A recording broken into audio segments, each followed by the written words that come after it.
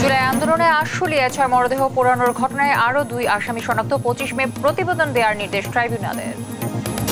জাতীয় আইনগত সহায়তা দিবসে দেশজুড়ে নানা কর্মসূচি, মামলা জট কমাতে নানা পদক্ষেপ নিচ্ছে সরকার, জানালেন আইন উপদেষ্টা। ঝড় বৃষ্টির সঙ্গে বজ্রপাতে বাড়ছে প্রাণহানি। কুমিল্লায় 4 জন সহ কয়েক জেলায় 11 জনের প্রাণহানি। কৃষকদের সচেতন থাকার আহ্বান।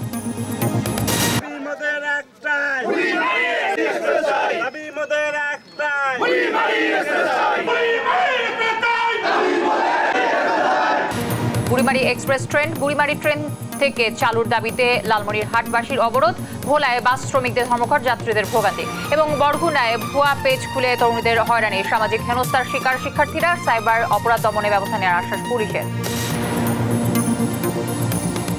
দর্শক শুনছিলেন দেশ জনপদ সংবাদ শিরোনামগুলো। সঙ্গে রয়েছে আমি তানজিয়া জুথি। আশুলিয়ায় 6 জনের মরদেহ পোড়ানোর আগে গুলি করে হত্যার ফুটেজ হাতে পেয়েছে ট্রাইব্যুনালের তদন্ত সংস্থা। নতুন করে শনাক্ত করা হয়েছে আরও 2 জনকে। 25 মে তদন্ত প্রতিবেদন দাখিলের নির্দেশ দিয়েছেন আদালত। এদিকে সাবেক সেনা কর্মকর্তা জিয়াউল আহসান এবং সাবেক আইজিপি চৌধুরী আব্দুল্লাহ আল মামুন সহ 12 পুলিশ সদস্যকে ট্রাইব্যুনালে হাজির করা হয়। অন্যদিকে সাবেক মন্ত্রী দীপু মনির প্যারোলের আবেদন আমলে নেয়নি ট্রাইব্যুনাল। তন্দ্রা তারুণের প্রতিবেদন জানাচ্ছেন মোহাম্মদ সাকিব।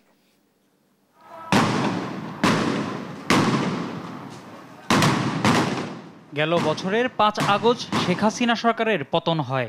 ওই দিন ঢাকার অদূরে আশুলিয়া থানায় 6 তরুণকে গুলি করা হয়। পরে 5 মরদেহ ও জীবিত একজনকে আগুনে পুড়িয়ে মৃত্যু নিশ্চিত করে পুলিশ সদস্যরা। সোমবার বিচারপতি গোলাম মর্তুজা মজুমদারের নেতৃত্বে 3 সদস্যের ট্রাইব্যুনালের প্রসিকিউশন টিম জানায়, আশুলিয়া থানায় মরদেহ পুড়িয়ে দেওয়ার আগে গুলি করার ফুটেজ পাওয়া গেছে। নতুন করে আরও 2 জনকে শনাক্ত করা হয়েছে। তাই ট্রাইব্যুনাল 1 মাস সময় বাড়িয়ে 25 মে তদন্ত প্রতিবেদন দাখিলের দিন ধার্য করেন। এই ঘটনায় হাজির করা হয় অতিরিক্ত পুলিশ সুপার আব্দুল্লাহিল কাফি, শহীদুল ইসলাম, ওসি আরাফাত হোসেনকে। এই মামলা তদন্ত রিপোর্ট দাখিলের শেষ পর্যায়ে আমরা দেখতে পেলাম যে যারাকে পোড়ানো হয়েছে তাদের হত্যার ভিডিওটা আমাদের সামনে আসছে। এই বিষয়ে তদন্ত সমাপ্ত করার জন্য কিছুদিন সময় দরকার। এই জন্য আমরা 1 মাস সময় চেয়েছিলাম। অনারেবল ট্রাইব্যুনাল এটা মঞ্জুর করেছে। এদিকে যাত্রাবাড়ি থানার হত্যা মামলায় হাজির করা হয় আইজিপি চৌধুরী আব্দুল্লাহ আল মামুন ও সাবেক সেনা কর্মকর্তা জিয়াউল আহসানকে। আগামী 20 জুলাই তদন্ত প্রতিবেদন দাখিলের নির্দেশ দেয়া হয়। অন্যদিকে রামপুরার কার্নিশে ঝুলে থাকা এক যুবককে হত্যা মামলার তদন্ত প্রতিবেদনেও জুলাইয়ের 20 তারিখ দাখিলের নির্দেশ দেওয়া হয়। এছাড়া আরেক হত্যা মামলায় নরসিংদী জেলা ছাত্রলীগের সভাপতি রবিউলকে কারাগারে পাঠিয়েছে ট্রাইব্যুনাল। সাবেক মন্ত্রী দীপুমণি প্যারোলের আবেদন আমলে নেয়নি আন্তর্জাতিক অপরাধ ট্রাইব্যুনাল। 4 মামলায় 13 জন আইনশৃঙ্খলা বাহিনীর সদস্যকে হাজির করা হয় ট্রাইব্যুনালে। মোহাম্মদ সাকিব, দেশ টিভি, ঢাকা। এদিকে জুলাই অগস্ট আন্দোলনে ধানমন্ডি থানার হত্যা মামলায় ডিবির সাবেক ডিসি মশিউর রহমান, এক্সিম ব্যাংকের সাবেক চেয়ারম্যান নজরুল ইসলাম মজুমদার ও ঢাকা মহানগর আওয়ামী লীগের সাবেক সাধারণ সম্পাদক শাহে আলম মুরাদকে গ্রেফতার দেখিয়েছেন আদালত। এছাড়া নিষিদ্ধ সংগঠন ছাত্রলীগ নেত্রী কাদিজা আক্তার উর্মিকে ধানমন্ডি থানার মামলায় এবং মিরপুর থানার মামলায় ব্যারিস্টার তুরিন আফরোজকে গ্রেফতার দেখানো হয়েছে। সোমবার তাদের প্রত্যেককে সিএমএম আদালতে হাজির করে নতুন করে গ্রেফতার দেখানোর আবেদন জানান মামলার তদন্ত কর্মকর্তারা।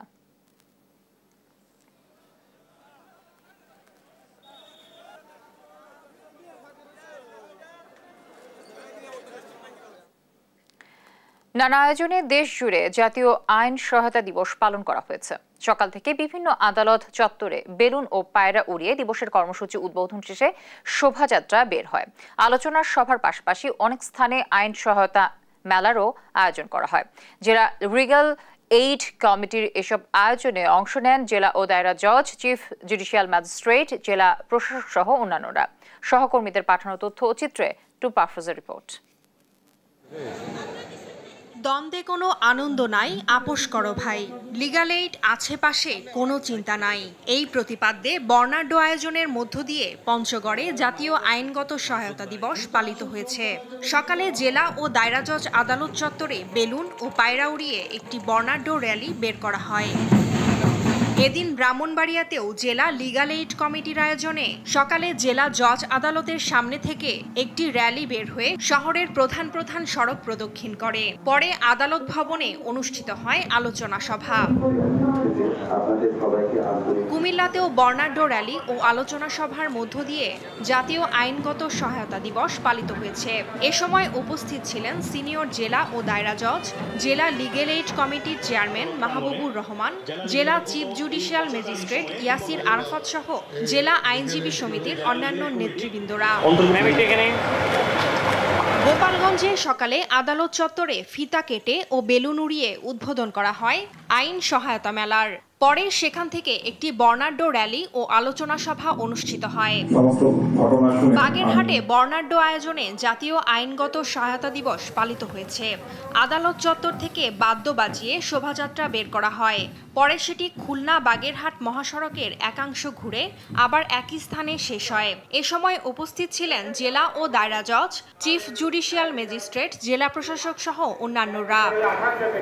Tumpa Afroz, news desk, Desh TV. এদিকে আইনগত সহায়তা প্রদান সংস্থাকে আগামী 6 মাসের মধ্যে 1 লাখ মামলা নিষ্পত্তির সক্ষমতায় উন্নীত করা হবে বলে জানিয়েছেন আইন উপদেষ্টা ডক্টর আসিফ নজরুল। রাজধানীর ওসমানী স্মৃতি মিলনায়তনে আয়োজিত অনুষ্ঠানে এই কথা বলেন তিনি।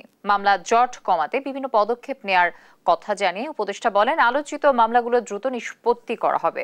কেউ হয়রানির উদ্দেশ্যে মামলা করলে ব্যবস্থা নেওয়া হবে বলেও জানান তিনি।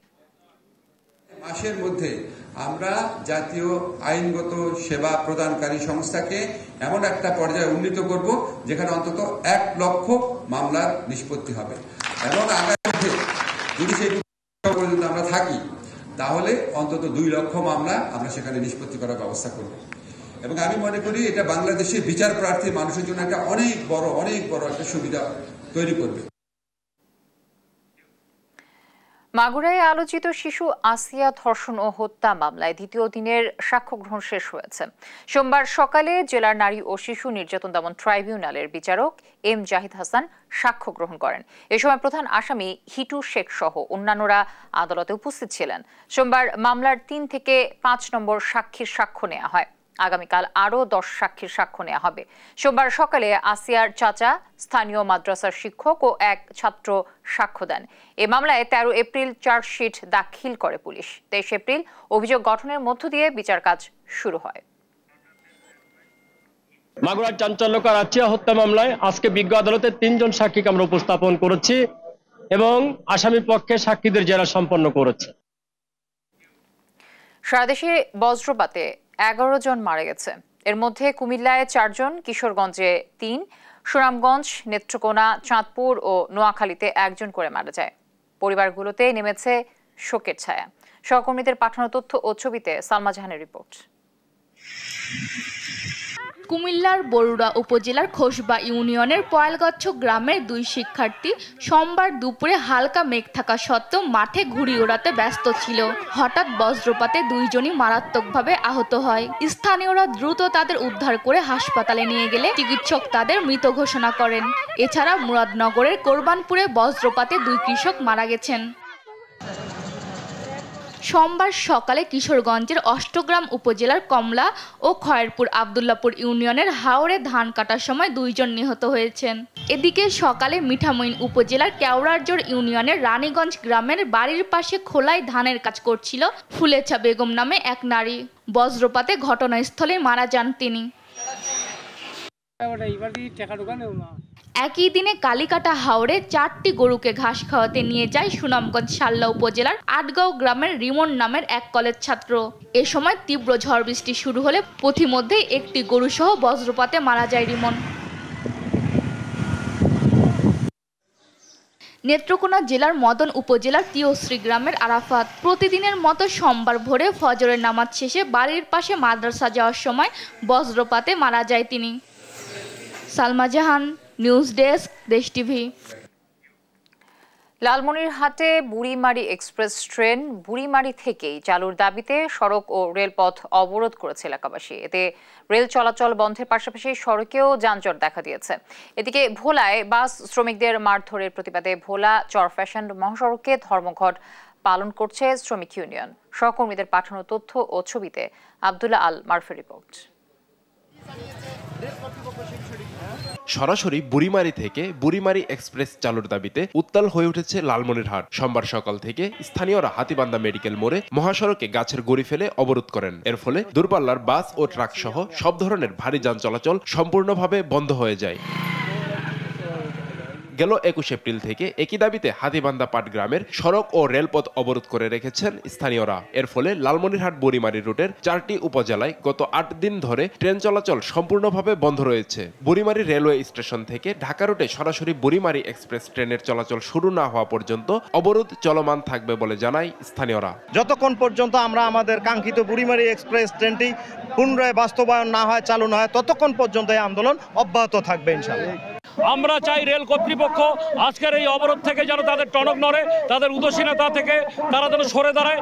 অবরোধের ফলে মহাসড়কের উভয় পাশে দূরপাল্লার বাস ও ট্রাক আটকা পড়েছে এবং চরম দুর্ভোগের শিকার হচ্ছেন যাত্রীরা। অনেক ভোগান্তি, আমাদের গাড়ির মধ্যে কোনো যাত্রী না, আমরা খাইলে গাড়ি নিয়ে যাচ্ছি। তাদের রেলের সমস্যা রেলের সমাধান করবে, আমাদের রোডে কি? কালকের থেকে 4টার সময় আসছি, এখানে এ পর্যন্ত যাইতে পারিনি। খাওয়া দাওয়া তো সবকিছু গাড়িতে, খুব কষ্ট হইতেছে। এদিকে ভোলার চর ফ্যাশনে যাত্রী উঠানোকে কেন্দ্র করে সিএনজি অটোরিকশা ও বাস শ্রমিকদের মারধরের প্রতিবাদে ভোলা চর ফ্যাশন মহাসড়কে বাস চলাচল বন্ধ রাখা হয়েছে। রোববার বিকেল থেকে এ ধর্মঘট চলছে। সিএনজি চালকেরা আমাদের বাস শ্রমিকদের উপরে অতর্কিতভাবে হামলা করেছে এবং সেই হামলায় আমাদের অনেক শ্রমিক আহত হয়েছে। সেই পরিপ্রেক্ষিতে আমাদের এই কর্মসূচি এবং এইটার যথাযথ বিচার আমরা যতক্ষণ পর্যন্ত না পাবো আমাদের এই কর্মসূচি অব্যাহত থাকবে।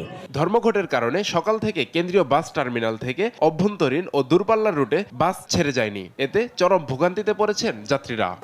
আমাদের তো অসুবিধা হচ্ছে, আমরা দৌলতখাঁ যাব, বাস চলাচল কারণে আমরা অফিস টাইমলি করতে পারতেছি না, এজন্য আমাদের খুবই সমস্যা হচ্ছে।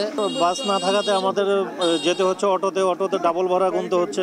এদিকে বাস শ্রমিকদের মারধরের ঘটনায় বিচারের দাবিতে বিক্ষোভ মিছিল করেছে শ্রমিকরা। এ সময় অন্যান্য বাস চলাচলে প্রতিবন্ধকতা সৃষ্টি করে তারা।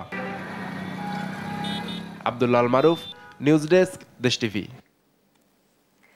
বুড়িমারি এক্সপ্রেস ট্রেন লালমনিরহাটের বুড়িমারি থেকে চালুর দাবিতে 8ম দিনের মতো রেলপথ অবরোধ করেছে এলাকাবাসী। এ বিষয়ে আরো জানাতে সরাসরি যুক্ত হচ্ছেন সহকর্মী জামাল বাদশা। জামাল, এই বিষয়ে কি বলছেন আসলে আন্দোলনকারীরা এবং কর্তৃপক্ষের কোনো সাড়া মিলেছে কিনা, কি তথ্য রয়েছে আপনার কাছে? জ্যোতি, লালমনিরহাটে কিন্তু বুড়িমারি থেকে লালমনিরহাট রুটের এই 105 কিলোমিটার রেলপথ গত 8 দিন ধরে অবরুদ্ধ অবস্থা রয়েছে এবং এই অবরোধ থাকার কারণে 8 দিন ধরে কিন্তু কোনো ট্রেন চলাচল করছে না। এবং আজকে সকাল থেকে পাটগ্রাম থেকে লালমনিরহাটের থেকে বুড়িমারি থেকে সারা দেশের উদ্দেশ্যে কিন্তু কোনো ধরনের দূরপাল্লার যাত্রীবাহী বাস এবং বুড়িমারি স্থলবন্দর থেকে পণ্যবাহী কোনো বাস ট্রাক কিন্তু ছেড়ে যায়নি। একটি বিষয় হচ্ছে 14 বছর আন্দোলনের পর কিন্তু লালমনিরহাটের বুড়িমারি, হাতীবান্ধা, পাটগ্রাম সহ জেলার যে 5টি উপজেলা রয়েছে তারা কিন্তু বুড়িমারি এক্সপ্রেস নামের একটি ট্রেন পায় এবং সেই ট্রেনটি গত বছরের 12ই মার্চ চালু হলেও সেই বুড়িমারি এক্সপ্রেস নামে চালু হয়, সেটি কিন্তু লালমনিরহাট থেকে চলছে এবং এই ট্রেন চালু হওয়ার পর থেকেই কিন্তু এই লালমনিরহাটের 5 উপজেলার মানুষ আন্দোলন শুরু করে। যে এই আন্দোলনে তারা যেটি দাবি জানিয়ে আসছে যে বুড়িমারি এক্সপ্রেস নাম হলেও বুড়িমারি থেকে না চলে সেটি কিন্তু লালমনিরহাট থেকে চলছে। এক্ষেত্রে কিন্তু এই সাধারণ মানুষরা যেটি বলছে যে বাকি 5 উপজেলার প্রায় 10 লাখ মানুষ এই ট্রেন সেবা বঞ্চিত হচ্ছে। আরেকটি বিষয় জানাতে চাই যে গতকালকেই কিন্তু লালমনিরহাট হাতীবান্ধা থেকে সড়ক অবরোধ শুরু হয়েছে এবং আজকে কিন্তু পাটগ্রাম থেকে এই অবরোধের সাথে সাধারণ শিক্ষার্থী থেকে শুরু করে সর্বস্তরের মানুষ একত্রতাবোধ ঘোষণা করেছেন এবং সকাল থেকেই ব্যাপক আসলে লোক সমাগম এই অবরোধ হয়েছে। আপনারা কেন এই আন্দোলন করছেন একজনের সাথে যদি কথা বলতে চাই এবং আপনাদের দাবিটি আসলে কি? ধন্যবাদ। আপনারা তো দেখতেছেন যে এইখানে মানুষজন, এখানে স্কুল, কলেজ, মাদ্রাসা, সাধারণ জনগণ, নারী পুরুষ সবাই তারা আসতেছে। কেন? বুড়িমারি এক্সপ্রেস বাস্তবায়ন।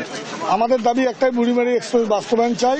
এইখানে যদি এই দাবির ব্যাপারে রেল কর্তৃপক্ষ এবং জেলা প্রশাসন থেকে আমাদেরকে আশ্বস্ত করে তাহলে আলোচনার সাপেক্ষে তাহলে আমরা এই যে আন্দোলন আছে আমরা আন্দোলনের বিষয়ে আমরা সিদ্ধান্ত নেব। কিন্তু আমাদের আশ্বস্ত করতে হবে যে এটা এইভাবে এত সময়ের মধ্যে আমরা ব্যবস্থা গ্রহণ করব। ধন্যবাদ আপনাকে। আরেকটি বিষয় জানতে চাই যে এই অবরোধের কারণে কিন্তু এই বুড়িমারি স্থলবন্দর থেকে সারা দেশের উদ্দেশ্যে কোনো ট্রাক ছেড়ে যায়নি। এতে কিন্তু অন্তত লালমনিরহাট জেলার 50 কিলোমিটার মহাসড়ক জুড়ে দীর্ঘ যানজটের সৃষ্টি হয়েছে এবং ভোগান্তি পোহাচ্ছে, এবং যারা ভোগান্তি পোহাচ্ছে তারাও যেটি দাবি তুলছে যে বুড়িমারি এক্সপ্রেস যাতে বুড়িমারি স্টেশন থেকেই ঢাকার উদ্দেশ্যে ছেড়ে যায়, এবং যতক্ষণ পর্যন্ত আন্দোলন তারা সফলতা না পাবে সেক্ষেত্রে কিন্তু আন্দোলন চলমান রাখবে, এবং সঠিক আশ্বাস যদি পায় সেক্ষেত্রে কিন্তু এই আন্দোলন তারা তুলে নেবে। এই ছিল লালমনিরহাট থেকে মহাসড়ক অবরোধ এবং 8 দিনের মতো রেলপথ অবরোধের সর্বশেষ খবর। জুথি। জামাল, আপনাকে ধন্যবাদ। দর্শক, লালমনিরহাটের বুড়িমারি থেকে যুক্ত ছিলেন জামাল বাদশা। দেখছেন দেশ জনপদ সংবাদ।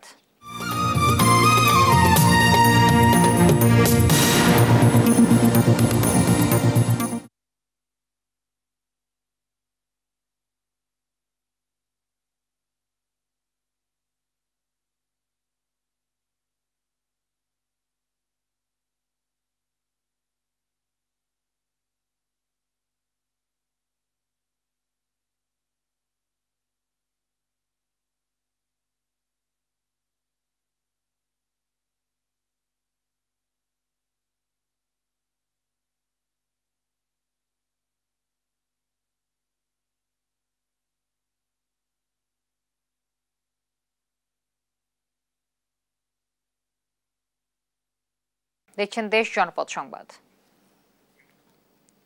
গাজীপুরের বাসন থানা এলাকার একটি বাসায় গ্যাস লিকেজ থেকে বিস্ফোরণে নারী শিশু সহ একই পরিবারের দগ্ধ 5 জনের মধ্যে একজন মারা গেছেন।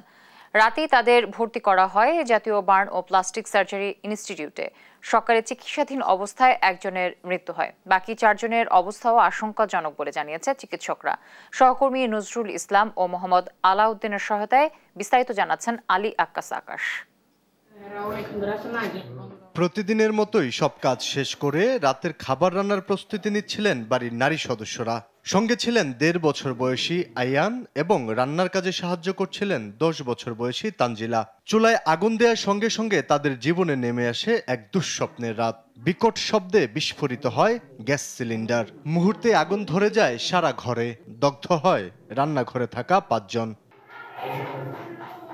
রবিবার সন্ধ্যা 7টার দিকে বাসন থানার মুগরখাল এলাকার একটি বাসায় এ দুর্ঘটনা ঘটে। পরে দগ্ধ অবস্থায় তাদের রাত 11:30টার দিকে জাতীয় বার্ন ও প্লাস্টিক সার্জারি ইনস্টিটিউটে ভর্তি করানো হয়। এরই মধ্যে আগুনে দগ্ধ হয়ে মৃত্যুর কোলে ঢলে পড়েছে 30 বছর বয়সী সীমা। বাকিদের অবস্থাও আশঙ্কাজনক। এ ঘটনার পর শোকের ছায়া নেমে এসেছে পরিবারটিতে। তাদের আহাজারিতে ভারী হয়ে উঠেছে জাতীয় বার্ন ইনস্টিটিউটের আকাশ বাতাস। শরীরে ভ্রাষ্টর আগুনটা যে ওইটা ওনার শরীরে একবার পড়ছে। পরে ওই যে আরো যে 4 জন আসছিল কাছে, ওই 4 জন, একটা বাচ্চা, শিশু বাচ্চা 20 মাসের মনে, আর একটা হয়েছে 8 বছরের মেয়ে, আর 2 জন বয়স্ক মহিলা, একজনের গর্ভবতী 4 মাসের বাচ্চা পেটে। শরীরের 90% মতো উনি জ্বলছে গেছে। তারপরেও তো চেষ্টা থাকি, যেমন একটা মেয়ে 3.5 বছর বয়স। চিকিৎসকরা বলছেন দগ্ধদের চিকিৎসা চলছে। তাদের সবার অবস্থা আশঙ্কাজনক। একজন পেশেন্ট এক্সপায়ার অলরেডি করেছে, আর 2 জন অত্যন্ত ক্রিটিক্যাল অবস্থায় রয়েছে এবং হাই ডিপেন্ডেন্সি ইউনিটে তারা এখানে চিকিৎসার অবস্থায় রয়েছেন। আর যে 2 জন তাদের জন্য আমরা আসলে আমাদের ফুল এফোর্ট আমরা দিচ্ছি যেন তাদেরকে আমরা সেভ করতে পারি। এমন দুঃস্বপ্নের রাত যেন কারো জীবনে না আসে, এমনটাই চাওয়া বিস্ফোরণে দগ্ধ পরিবারের স্বজনদের। আলী আক্কাস আকাশ, দেশ টিভি, ঢাকা। সাভারে এক রাতে আলাদা সড়ক দুর্ঘটনায় এক নারী সহ 3 জনের মৃত্যু হয়েছে। আহত হয়েছে আরও একজন। রোববার রাতে ঢাকা আরিচা মহাসড়কের ব্যাংক টাউন ও গ্যান্ডা এলাকায় এক দুর্ঘটনা ঘটে। প্রত্যক্ষদর্শীরা জানায় রাত 11টার দিকে ব্যাংক টাউন এলাকায় হৃদয় ও আরতি রাস্তা পারাপারের জন্য দাঁড়িয়েছিল। এ সময় একটি দ্রুত গতির প্রাইভেট কার তাদের চাপা দিয়ে পালিয়ে যায়। এতে ঘটনাস্থলে তাদের মৃত্যু হয়। অপরদিকে ভোর 6:30টার দিকে গ্যান্ডা এলাকায় নাবিল পরিবহনের একটি বাস নিয়ন্ত্রণ হারিয়ে আইল্যান্ডে ধাক্কা দেয়। এতে ঘটনাস্থলেই মারা যায় বাসের হেলপার।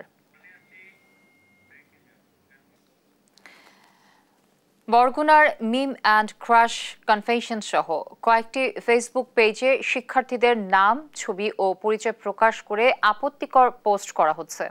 এতে শিক্ষার্থীরা সামাজিক হেনস্থা ও মারাত্মক মানসিক চাপে পড়ছেন। পুলিশ জানিয়েছে এটি সাইবার অপরাধ এবং অভিযোগ পেলে প্রয়োজনীয় ব্যবস্থা নেওয়া হবে। সহকর্মী রিয়াজ আহমেদ মুসার পাঠানো তথ্য ছবিতে জানাচ্ছেন অঙ্কন চৌধুরী।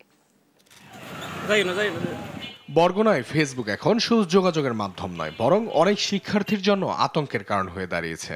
বিভিন্ন অশ্লীল নামের পেজে শিক্ষার্থীদের ব্যক্তিগত ছবি ও তথ্য বিকৃতভাবে প্রকাশ করা হচ্ছে। কখনো ভালোবাসার গল্পের আড়ালে, কখনো বা বিয়ের প্রস্তাবের মতো সংবেদনশীল বিষয়ে এসব তথ্য ছড়ানো হচ্ছে। পাশাপাশি ফেক আইডি খুলেও হয়রানি করা হচ্ছে, যার ফলে শিক্ষার্থীরা ও পারিবারিক ও সামাজিক সমস্যায় পড়ছে। তারা বলছে এসব পোস্ট সামাজিক ও মানসিক চাপ তৈরি করছে এবং ডিজিটাল হয়রানির বিরুদ্ধে তারা কার্যকর ব্যবস্থা দেখতে চান। প্রথমে ইনবক্সে নক দিয়ে বলবে যে এরকম তোমার কিছু আমার কাছে পিক আছে, তো আমি পিকগুলা স্টোরি কিংবা আপলোড দিতেছি, আর কেউ যদি আমার কাছে পিকগুলো চায় তো আমি পিকগুলো দিতে বাধ্য হব।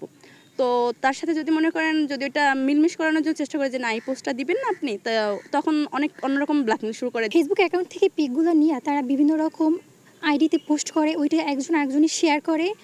এগুলোর জন্য আমার ফ্যামিলি দিয়া থানায় আপনার অভিযোগ করা হয়েছে, বিভিন্ন রকমের অনেক কিছুই করা হয়েছে। পুলিশ বলছে এটি সাইবার অপরাধ, অভিযোগ পেলে আইনগত ব্যবস্থা নেওয়া হবে। যদি এ ধরনের কেউ সাইবার বুলিং এর শিকার হয় অথবা তার কোনো ব্যক্তিগত তথ্য কেউ চুরি করে অন্য কোনো মিডিয়ায় সেটা প্রচার করে এবং তাকে হেয় করে বা তার অসম্মানজনক কোনো পোস্ট তার বিরুদ্ধে দিয়ে থাকে, তাই সেটা অবশ্যই আমাদের কাছে লিখিতভাবে জানা, তাহলে পরে আমাদের টিম যেটা আছে তাদেরকে আমরা ডেডিকেটেড টিম আছে তাদের দিয়ে আমরা সেটাকে ডিটেক্ট করার চেষ্টা করব। সামাজিক যোগাযোগ মাধ্যম যেখানে সৌহার্দ্য বাড়ানোর কথা, সেখানে বরগুনায় অশালীন মন্তব্য, উস্কানিমূলক পোস্টের মাধ্যমে বিভ্রান্তি ছড়াচ্ছে। তাই এখনই দরকার কঠোর নজরদারি ও কার্যকরী ব্যবস্থা। News desk, Desh TV. নোয়াখালীর হাতিয়ায় হর্নি ইউনিয়ন জিয়া মঞ্চের সভাপতি জামশেদুল ইসলাম টুটুলকে স্বেচ্ছাসেবক লীগ সাধারণ সম্পাদক সাজিয়ে সামাজিক যোগাযোগ সহ বিভিন্ন গণমাধ্যমে মিথ্যা প্রচারণার প্রতিবাদে সংবাদ সম্মেলন করা হয়েছে। নোয়াখালী প্রেস ক্লাবের শহীদ উদ্দিন ইস্কান্দার মিলনায়তনে সংবাদ সম্মেলনে লিখিত বক্তব্য পাঠ করেন ভুক্তভোগী টুটুল। জানান তার রাজনৈতিক প্রতিপক্ষ সামাজিকভাবে হেয় করার জন্য স্বেচ্ছাসেবক লীগ সাধারণ সম্পাদক সাজিয়ে অপপ্রচার চালান, অথচ 2022 সালে স্বেচ্ছাসেবক লীগের সবশেষ যে কমিটি হয়েছে সেখানে তার নাম নাই। তাই অপপ্রচারের তীব্র প্রতিবাদ জানান তিনি। সেই সঙ্গে তার বিরুদ্ধে আনিত অভিযোগের সত্যতা না পেয়ে স্বপদে বহালের দাবি জানান জামশেদুল ইসলাম টুটুল। যশোরের চাঁদপাড়া গ্রামে পা ও গায়ের শক্তি ছাড়াই চলছে ঢেঁকি।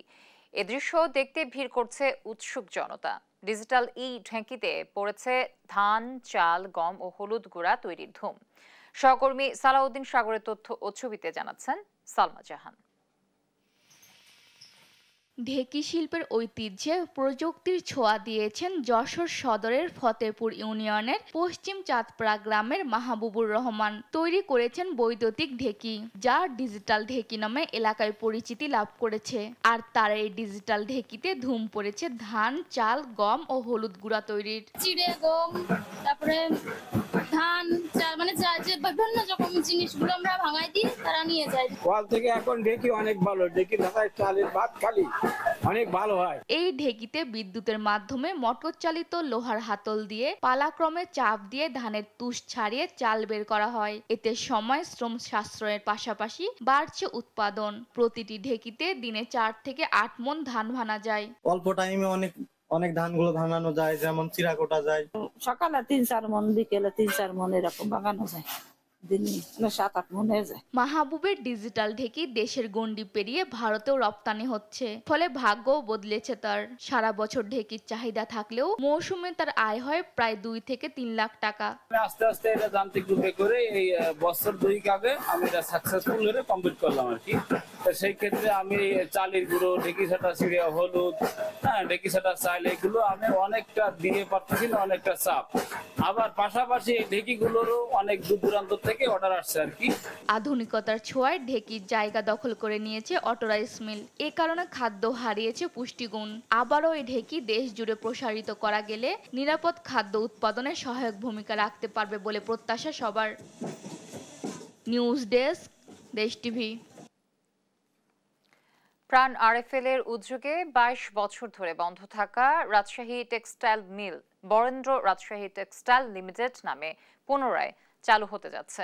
বাংলাদেশ টেক্সটাইল মিল কর্পোরেশনের সঙ্গে পাবলিক প্রাইভেট পার্টনারশিপের আওতায় এই মিলে পরীক্ষামূলক উৎপাদন শুরু হয়েছে। শিগগিরই আনুষ্ঠানিক উদ্বোধন হবে। মিট দ্য প্রেস অনুষ্ঠানে প্রাণ আরএফএল এর বিপণন পরিচালক কামরুজ্জামান কামাল জানান, প্রায় 26 একর আয়তনের এই কারখানাকে উত্তরবঙ্গের বৃহত্তম পরিবেশ বান্ধব শিল্প প্রতিষ্ঠানে রূপান্তর করা হবে। অনুষ্ঠানে প্রাণ আরএফএল এর ঊর্ধ্বতন কর্মকর্তারা উপস্থিত ছিলেন। বাংলাদেশে বিভিন্ন বড় বড় কর্পোরেটে এই সমস্ত বন্ধ মিলগুলো দিয়ে দিচ্ছে গভর্নমেন্ট, যাতে কর্মসংস্থান সৃষ্টি হয়। এবং আমাদের বলাই আছে যে আপনারা আগামী 2 বছরের ভিতরে এখানে মিনিমাম 10 থেকে 12,000 লোকের কর্মসংস্থান করবেন। সেই লক্ষ্যে আমরা কাজ শুরু করি এবং আমরা এখানে প্রচুর ইনভেস্ট করতেছি। এবং আমরা যেমনটা দেখলেন যে আমরা ফুটওয়্যার, লাগেজ এবং পাশাপাশি এই ভিডিওটা তৈরি করার পরে আমরা এক্সপোর্টের প্রোডাকশনও শুরু হয়ে গেছে। আমরা আমেরিকাতে কিছু মানে ব্যাগের অর্ডার পাইছি, সেগুলো চলতেছে। দর্শক, এই ছিল এখনকার দেশ জনপদ সংবাদ। পরে বুলেটিন দেখার আমন্ত্রণ রইল। ধন্যবাদ সবাইকে।